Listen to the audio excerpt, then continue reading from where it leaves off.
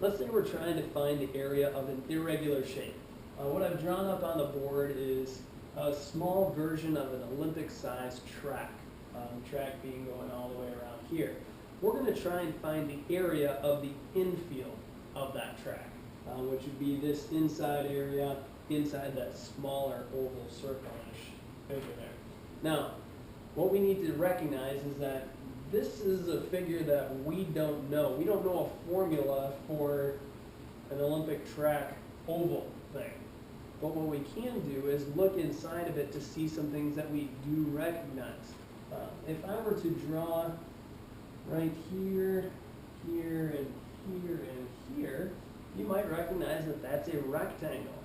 Right? And that rectangle, we know how to find the area of. Area of a rectangle is length times width. Our length is 90, and our width is 70. Therefore, its area is 6,300 square meters. Now, that is only covering this part of the infield. We still have this piece and that piece to go. Now, you might notice that if we put those two pieces together, it would create a circle. Right? And that's okay. By moving this over here, that doesn't change the area, it just changes the location. It's still the exact same size. Now we know how to find the area of a circle. Area of a circle is pi times radius squared, or pi times radius times radius. Well, we know what pi is. We approximate that to be 3.14. We don't know the radius, but we do know the diameter of the circle. The distance from track to track is 70 meters.